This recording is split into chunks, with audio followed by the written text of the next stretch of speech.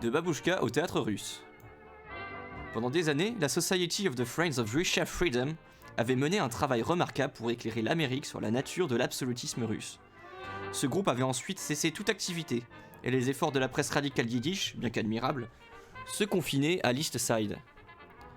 Par le biais de l'église et du consulat russe, ainsi que de New York Herald en anglais dans le texte, quotidien appartenant à James Gordon Bennett, les représentants du tsar déployèrent leur sinistre propagande aux quatre coins des États-Unis. Le tableau de l'autocrate que brossèrent ses forces était celui d'un rêveur au cœur tendre, aucunement responsable des maux de son pays, alors que les révolutionnaires russes étaient dénoncés comme des criminels de la pire espèce. Bénéficiant désormais d'une plus large influence intellectuelle parmi les Américains, j'ai décidé de mobiliser toute l'habileté dont j'étais capable pour plaider la cause héroïque de la Russie révolutionnaire. Mes efforts conjugués avec d'autres activités en faveur de la Russie reçurent un véritable coup de fouet avec l'arrivée à New York de deux membres du Parti socialiste révolutionnaire russe, Rosenbaum et Nikolaïev.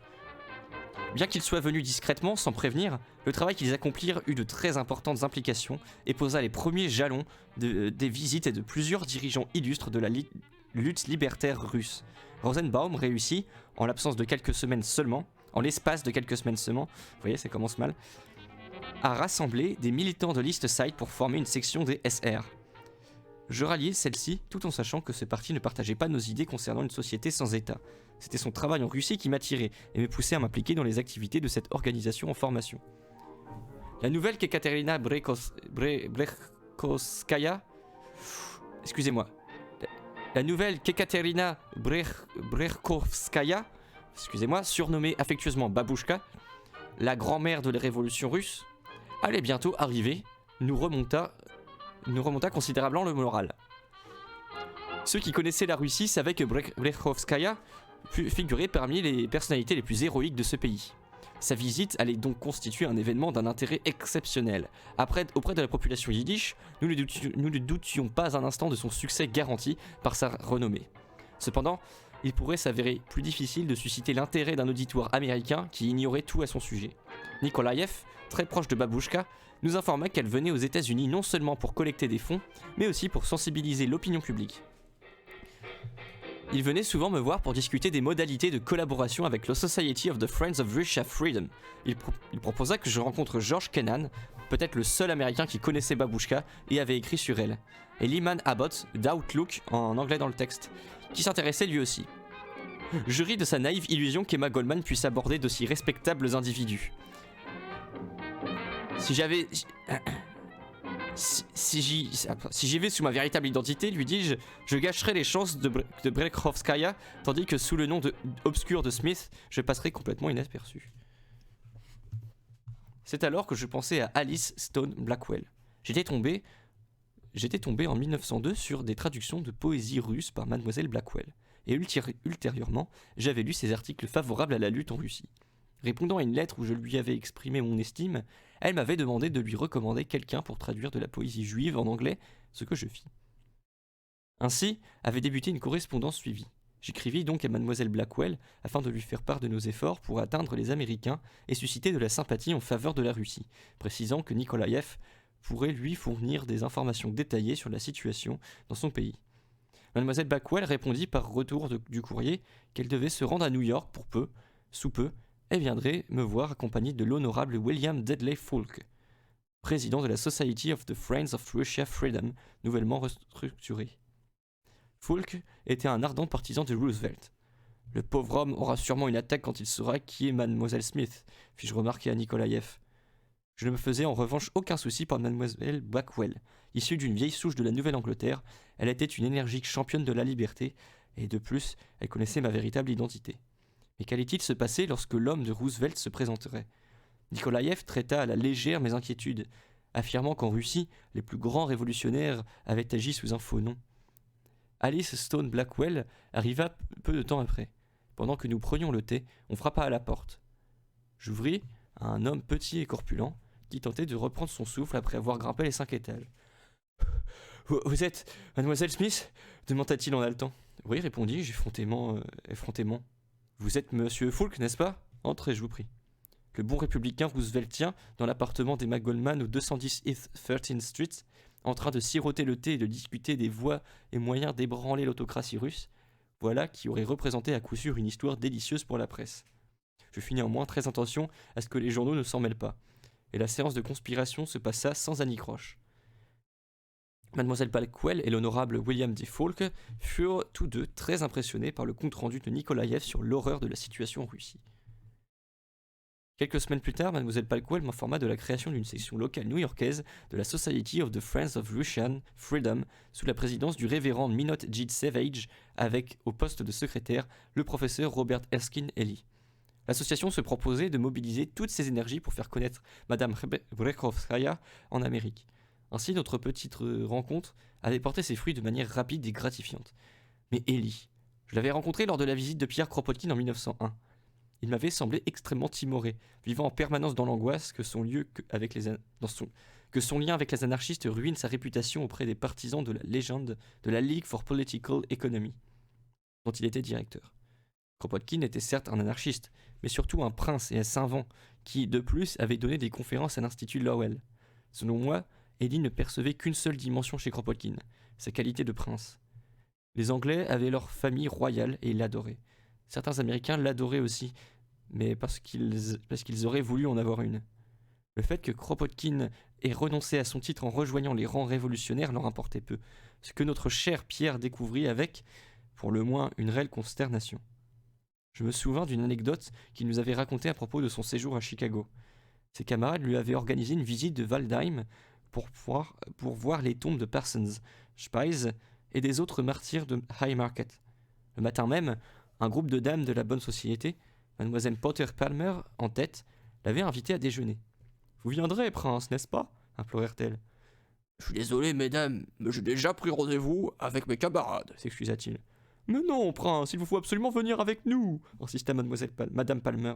« Madame, » répondit Pierre, je vous confie le prince, moi je vais rejoindre mes camarades. » Le sentiment que m'avait inspiré le professeur Ellie m'incita à ne pas lui dévoiler la véritable identité d'E.J. Smith, pour éviter de perturber sa tranquillité d'esprit ou l'activité en faveur de Babouchka. Comme lors de la visite de Turner, je dus agir par personne interposée et rester dans l'ombre. Si des âmes timorées furent apaisées, ce n'était pas seulement de mon fait, mais en raison de leur étroitesse d'esprit. À son arrivée, Ekaterina Brekhovskaya fut immédiatement entourée par une multitude de personnes venues le plus souvent par curiosité et non par un réel intérêt pour la Russie. Comme je ne souhaitais pas grossir leur nombre, j'attendis. Nikolaïev lui avait parlé de moi et elle demandait à me voir. Dès mes premières lectures sur la vie de Vera Zatsulitch, Sofia Perovskaya, Jessie Huffman, Vera Figner et Ekaterina Brekhovskaya, ces femmes qui avaient participé à la lutte révolutionnaire russe, étaient devenues une source d'inspiration, mais je n'en avais encore jamais rencontré une seule en personne. Ainsi, j'arrivais tout excité et intimidé dans la maison où séjournait Brekhovskaya. C'était un logement sans âme, mal éclairé et insuffisamment chauffé. Habillée de noir, elle était enveloppée dans un gros châle et portait sur la tête un fichu noir d'où dépassaient des mèches de cheveux blancs, ondulés. Elle ressemblait à une paysanne russe, sauf ses grands yeux gris qui exprimaient la sagesse et le discernement et qui paraissaient remarquablement jeune pour une femme de 62 ans. 10 minutes en sa présence me suffirent pour avoir l'impression de la reconnaître depuis toujours. Tout chez elle, sa simplicité, sa voix tendre, ses gestes, eurent sur moi l'effet apaisant d'une journée printanière. Sa première apparition publique à New York eut lieu à Cooper Union. Ce fut l'un des événements les plus stimulants auxquels j'avais assisté depuis des années. Babouchka, qui ne s'était jamais adressée à un rassemblement aussi important, se montra d'abord assez tendue. Mais dès qu'elle eut pris ses repères, elle se lança dans un discours qui enflamma son auditoire. Le lendemain, la quasi-totalité des journaux rendaient hommage à l'éminente vieille dame. Ils pouvaient se permettre une telle générosité envers quelqu'un qui s'attaquait à la Russie lointaine plutôt qu'à leur propre pays. Néanmoins, nous nous réjouîmes de l'attitude de la presse, sachant que toute publicité focaliserait l'attention sur la cause que Babouchka était venue plaider. Plus tard, au Sunrise Club, elle s'adressa en français à la plus grande assemblée que cet établissement eût jamais connue. Comme pour la plupart des réunions privées organisées à son attention, je servis d'interprète. Une de ces rencontres se tint au 210 S East 13th Street et attira une foule dépassant de loin la capacité de mon petit appartement.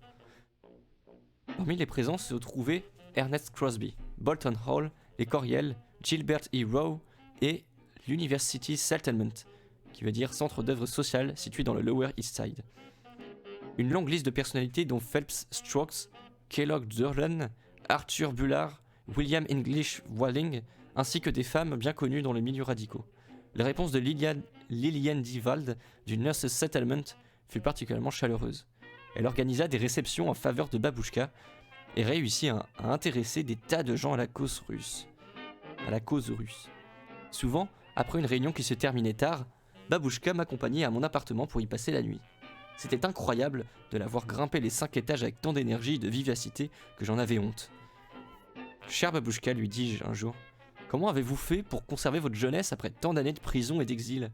Elle me répondit, et comment avez-vous réussi à conserver la vôtre en vivant dans ce pays matérialiste et destructeur de l'âme ?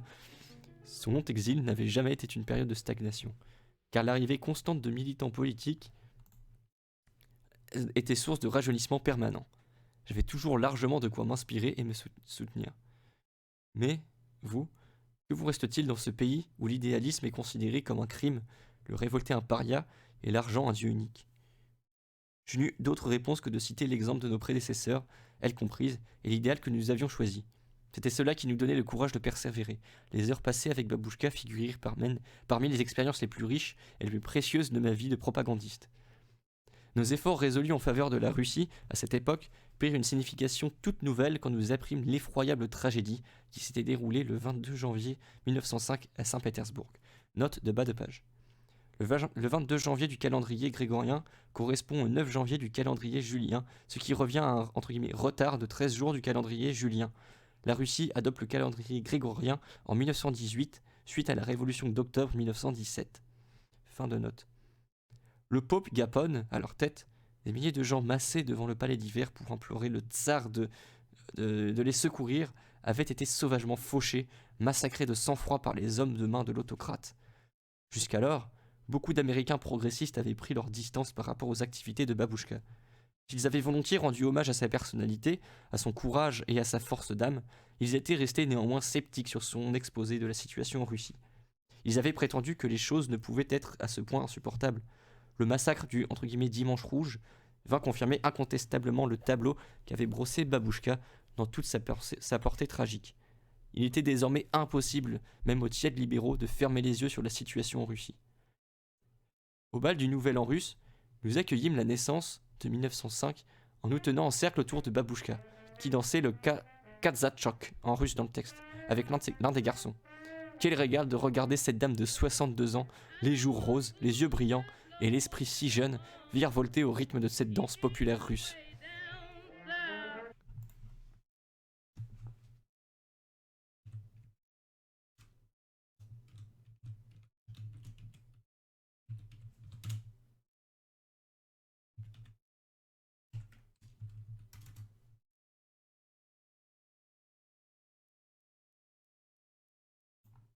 Excuse. Problème technique.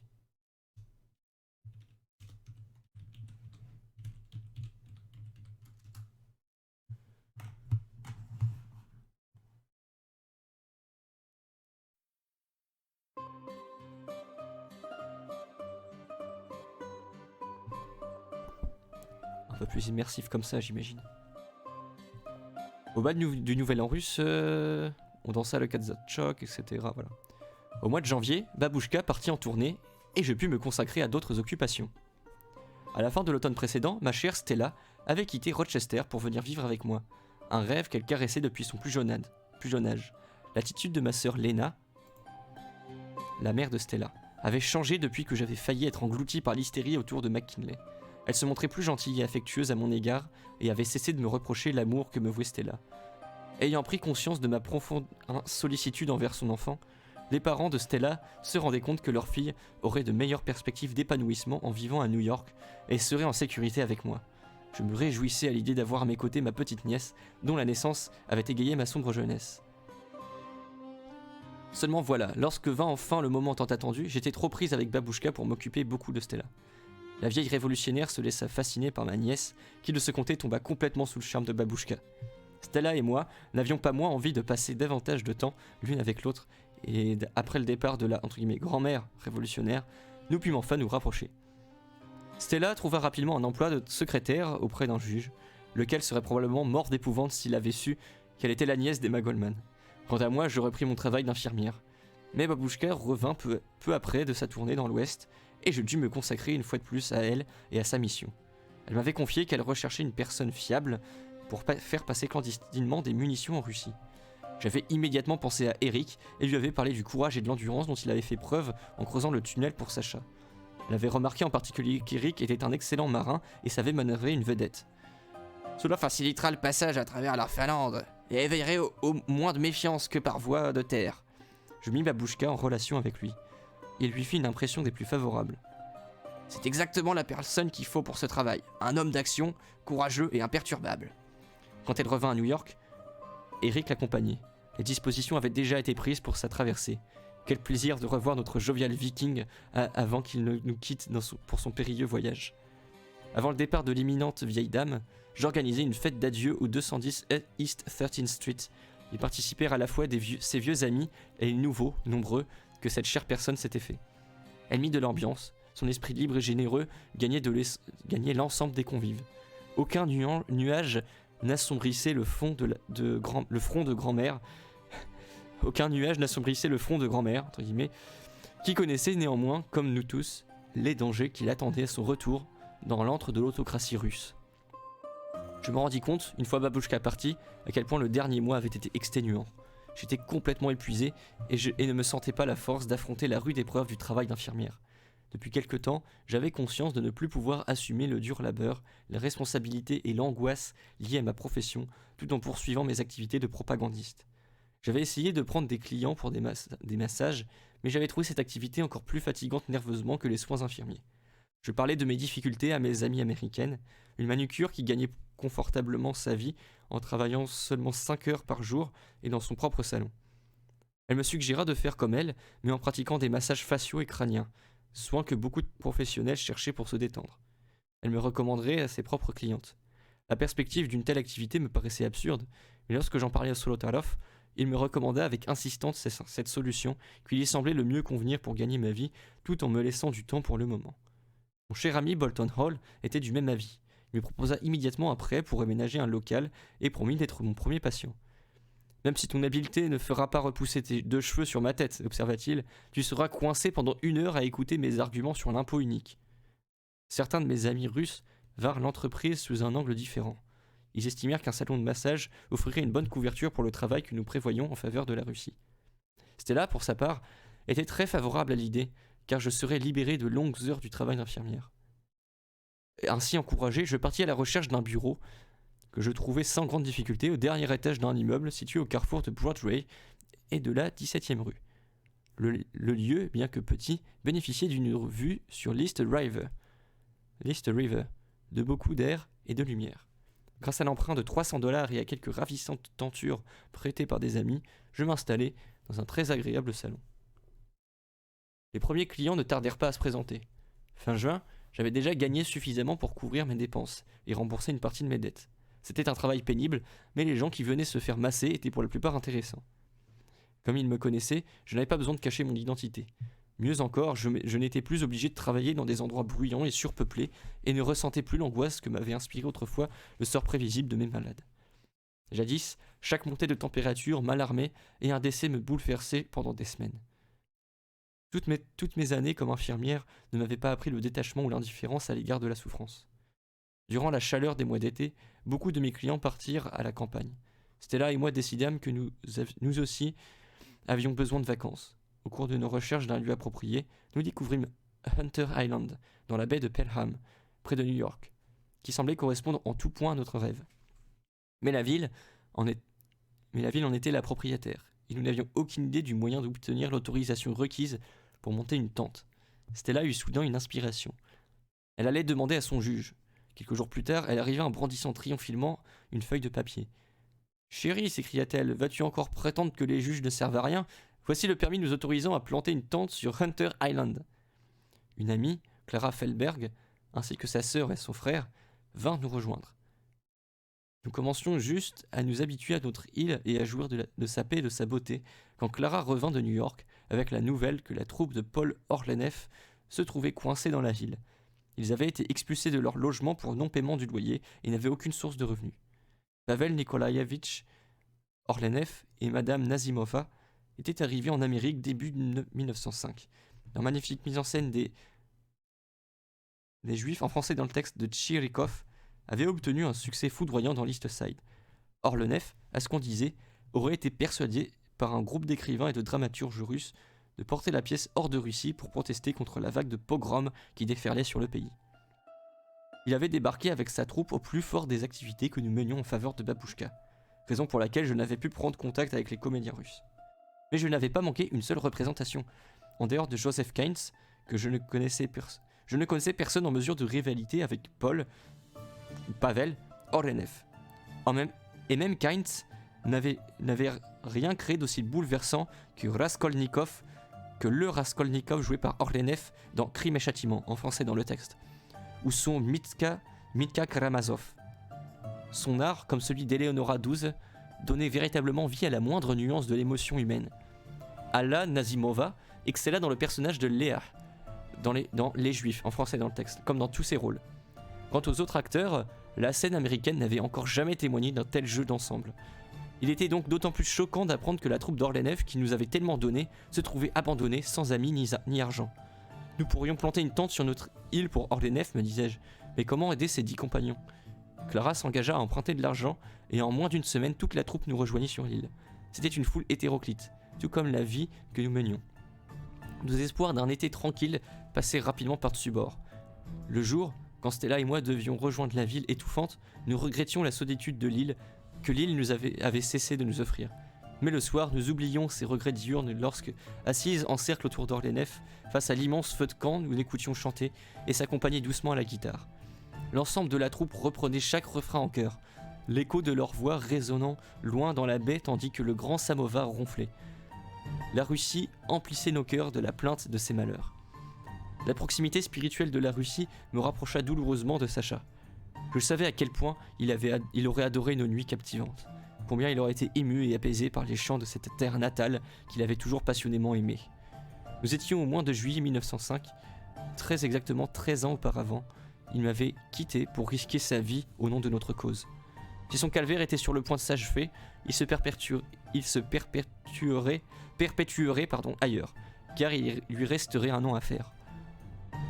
Le juge qui avait alourdi d'une année sa peine de 21 ans, sanction déjà inhumaine, apparaissait plus barbare encore que lors du procès au mois de septembre 1892. Sans lui, Sacha serait libre, tiré des griffes de ses geôliers. Je trouvais un certain réconfort dans l'idée que Sacha n'aurait que 7 mois à passer en prison. La loi de Pennsylvanie lui accorda, sur sa dernière année, une commutation de peine de 5 mois. Mais cette maigre consolation n'allait pas tarder à voler en éclats. Sacha m'écrivit qu'il venait d'apprendre la décision des autorités carcérales, nonobstant son droit à une remise de peine de 5 mois, de le considérer comme un entre guillemets nouveau prisonnier et de ne lui accorder donc qu'une réduction de 2 mois, sous réserve de entre guillemets bonne conduite. Sacha serait contrainte de boire la coupe amère jusqu'à la dernière goutte. Plusieurs mois auparavant, Sacha m'avait envoyé un ami qu'il dénommait entre guillemets Choum, qui veut dire pote. J'appris qu'il s'appelait John Martin et qu'il était de sensibilité socialisante. Il était formateur civil dans les ateliers de tissage de la prison. Il avait accepté cet emploi moins par nécessité et parce qu'il voulait venir en aide aux prisonniers. Il venait de commencer son travail au pénitencier de l'Ouest quand il entendit parler de Sacha pour la première fois. Depuis cette époque, il avait noué des rapports étroits avec lui et avait pu lui être utile.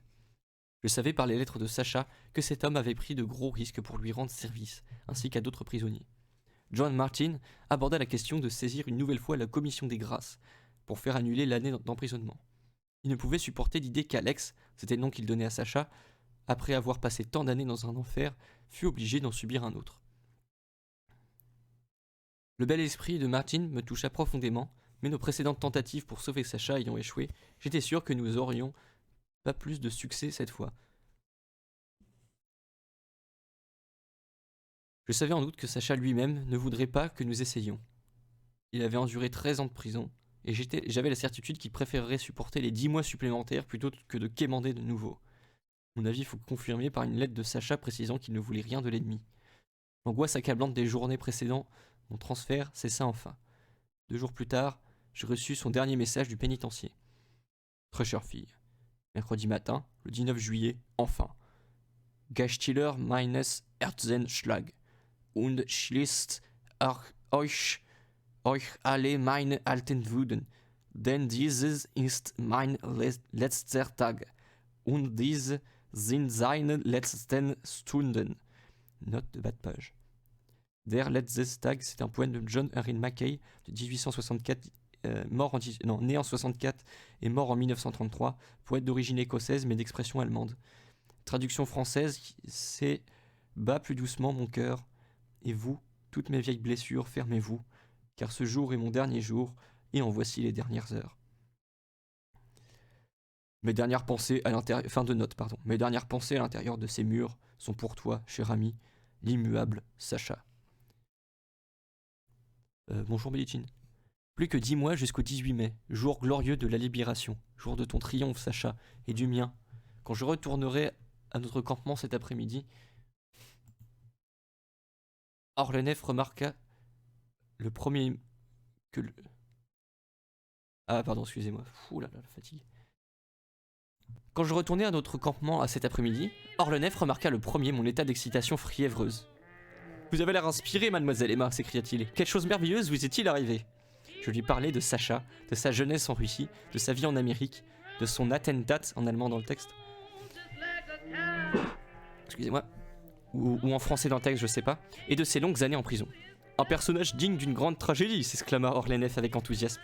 L'incarner, le représenter auprès du peuple comme j'adorerais jouer ce rôle. Quel soulagement de voir ce grand artiste transporté par la force et la beauté de l'esprit de Sacha.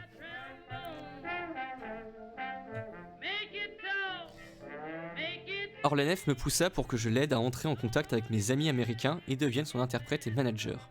Comme tout véritable génie, il ne vivait que pour son art. Il ne connaissait ni ne s'occupait de rien d'autre. Pour comprendre à quel point Orlenef était un vrai et grand artiste, il suffisait de le regarder s'imprégner du rôle qu'il s'apprêtait à jouer. Il se préparait minutieusement, se rongeait les sangs pendant des semaines pour créer chaque nuance et subtilité du personnage qu'il devait interpréter, jusqu'à ce que le rôle prenne une forme parfaite et vivante. En cherchant à atteindre la perfection, il se montrait tout autant implacable avec lui-même qu'avec sa troupe. Plus d'une fois, en plein milieu de la nuit, cet être obsédé m'arrachait à mon sommeil en poussant des cris et des hurlements devant la tente. « Je l'ai trouvé, je l'ai trouvé !» Tout ensommeillé, je lui demandais quelle était cette grande trouvaille. Ce n'était qu'une nouvelle inflexion dans le monologue de Raskolnikov ou quelques gestes significatifs dans l'ivresse de Mitsa Karamazov. Orlenef s'embrasait littéralement d'inspiration. Celle-ci se communiqua peu à peu à moi et me poussa à chercher comment révéler au monde son art tel qu'il m'avait été dévoilé durant ces semaines inoubliables sur l'île. Pendant un certain temps, je ne fis guère que prendre soin de Pavel Nikolaïevitch et de ses nombreux invités. Plusieurs journalistes sérieux que je connaissais interviewèrent Orlenef au sujet de ses projets. Durant la même période, les travaux de réaménagement en théâtre du Third Street Hall commencèrent.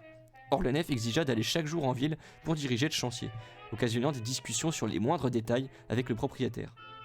Paul ne parlait que le russe, et personne d'autre que moi ne pouvait lui servir d'interprète. Il me fallait donc partager mon temps entre mon salon et le futur théâtre. En fin d'après-midi, nous retournions dans notre île à moitié morts de chaleur et de fatigue, avec un Orlenef poussé à bout par 1000 tracasseries irritantes qu'il était totalement incapable de résoudre. La surabondance de sumacs vénéneux et les légions de moustiques sur l'île finirent par nous faire fuir vers la ville. Seule la troupe de vigoureux paysans acteurs, n'ayant nulle part où aller, resta sur place et dut défier ces deux nuisibles. À partir de la fête du travail, note des traductrices célébrée le premier lundi de septembre, je vis le nombre de mes clients augmenter et le travail préparatoire des représentations russes commença, entraînant une importante correspondance et m'obligeant à démarcher personnellement mes amis américains. James Huneker, que je n'avais pas revu depuis plusieurs années, s'engagea à écrire sur Orlenef, et d'autres critiques offrirent aussi leurs appuis. Nous fûmes soutenus dans nos efforts par un certain nombre de juifs fortunés, parmi lesquels le banquier Seligman. De retour dans leur villégiature, les membres de l'East Side Committee se mirent sérieusement au travail pour tenir la promesse faite à Orlenef. Des séances de lecture de pièces de théâtre eurent lieu chez les uns et les autres, en particulier au domicile de Solotarov et du docteur Braslao, qui accueillait alors Pavel Nikolaïevitch. Parents eux-mêmes d'une artiste, Sophie, qui se préparait déjà à une carrière de chanteuse d'opéra, le docteur et madame Braslao étaient à même de comprendre la psychologie et les humeurs de leur hôte. Ils l'apprécièrent beaucoup et firent preuve de patience à son égard, alors que d'autres habitants de l'East Side ne parlaient de lui qu'en termes de dollars et de cents. Les Braslao étaient des gens charmants, des âmes russes authentiques et chaleureuses. Les soirées chez eux me procuraient toujours un sentiment de détente et de liberté. La presse radicale juive participa activement aux efforts publicitaires. Abbé Kahn, du quotidien socialiste Vorwärts, en allemand dans le texte, assista souvent aux lectures de pièces de théâtre et écrivait abondamment sur la portée de l'art d'Orlenef. L'hebdomadaire Freie Arbeiterstimme, en allemand dans le texte, et d'autres journaux yiddish de l'East Side, c'est peut-être en yiddish dans le texte, mes excuses, ces deux langues se ressemblent un peu, lui consacrèrent aussi une large publicité. Diverses activités dont le travail au salon et des conférences occupaient entièrement mon temps. Je ne négligeais pas pour autant les amis qui avaient coutume de se réunir dans mon appartement. Parmi les nombreux visiteurs se trouvaient Moshe Katz, Chaim Zitlowski et Chaim Zitlowski. J'affectionnais particulièrement Katz. Lui et Solotarov avaient été mes plus fidèles amis à l'époque de l'ostracisme dont j'avais été victime suite à la querelle avec Most, et, plus tard, lors de l'hystérie autour de McKinley. De fait, je m'étais trouvé beaucoup plus souvent avec ce cher Katz qu'avec Solotarov, que ce fut dans le cadre de nos activités ou l'occasion de réunions amicales plus intimes. Zitlowski avait accompagné Babouchka en Amérique. Socialiste révolutionnaire, il était aussi un ardent adepte du judaïsme. Il ne se lassait jamais de m'exhorter, en tant que fille de juif, à me consacrer à la cause des juifs. Je lui répondais que j'avais déjà entendu semblables recommandations. Un jeune scientifique que j'avais rencontré à Chicago, ami de Max Baginski, m'avait supplié d'embrasser la cause juive. Je répétais à Zitlowski ce que j'avais dit à l'époque. Je rêvais, à 8 ans, de devenir une nouvelle Judith et m'imaginais en train de trancher la tête d'Holoferne pour venger les injustices faites à mon peuple. Mais depuis ma prise de conscience que l'injustice sociale n'était pas limitée à ma seule race, c'est petite parenthèse personnelle, le mot race est encore aujourd'hui très utilisé aux États-Unis, et donc c'est pas étonnant de l'entendre écrire ça il y a plus de 100 ans. Les têtes à trancher m'avaient paru trop nombreuses pour une seule Judith. Notre cercle au 210 East 13th Street s'agrandit avec Max, Millie et leur petite fille de 6 mois qui arrivèrent de Chicago. L'État et l'Église, défenseurs de la sainteté et de la maternité, s'étaient dévoilés sous leur vrai jour dès leur découverte de l'audace de Millie, devenue mère sans y être autorisée par qui de droit. Elle dut renoncer au poste d'institutrice qu'elle occupait depuis des années dans les écoles de Chicago. Cela tombait d'autant plus mal que Max venait de quitter la rédaction de l'Arbeiter Zeitung, en allemand dans le texte. Le journal, fondé par August Spies, avait peu à peu abandonné sa position non politicienne. Max s'était battu pendant des années contre les socialistes électoralistes, qui essaient de transformer l'Arbeiter Zeitung en chasseur de voix. Finalement, ne supportant plus l'ambiance de dissension et d'intrigue, il avait démissionné. Max haïssait le caractère déshumanisant de la ville et son train-train oppressant. Il rêvait de nature et de contact avec la terre. Grâce à la générosité de mon ami Bolton Hall, j'étais à même de proposer à Max et à sa petite famille modeste une modeste maison de campagne à un peu moins de 6 km d'Ossining, que Bolton m'avait donné à l'époque où j'avais eu le propriétaire sur le dos. Personne ne pourra te chasser de là, avait-il dit. Tu pourras t'en servir le restant de tes jours ou alors l'acheter quand tu auras découvert un filon d'or. La maison était vieille et branlante, il n'y avait pas d'eau sur place, mais ce manque de confort était largement compensé par la beauté sauvage et la solitude du lieu, ainsi que par le superbe panorama de la colline. Avec la permission de Hall, Max, Millie et leur bébé s'installèrent à la ferme. J'avais dorénavant beaucoup plus de clients, non seulement des hommes de tous les horizons, mais aussi des femmes de 14 professions distinctes. La majorité d'entre elles se prétendaient émancipées et indépendantes, ce qui était vrai dans le sens qu'elles gagnaient effectivement leur vie, mais elles le payaient chèrement en réprimant les ressorts même de leur nature. La crainte du « qui grandira-t-on » les priver d'amour et de camaraderie intime. C'était navrant de voir à quel point elles se sentaient seules, en manque d'affection masculine et profondément désireuses d'avoir des enfants. Comme elles n'avaient pas le courage de dire au monde de se mêler de ses propres affaires, l'émancipation de ces femmes s'avérait plus souvent tragique que ne l'aurait été un mariage classique. Si elles avaient atteint une certaine indépendance leur permettant de gagner leur vie, elles n'étaient pas pour autant devenues autonomes intellectuellement ou libres de vivre comme elles l'entendaient.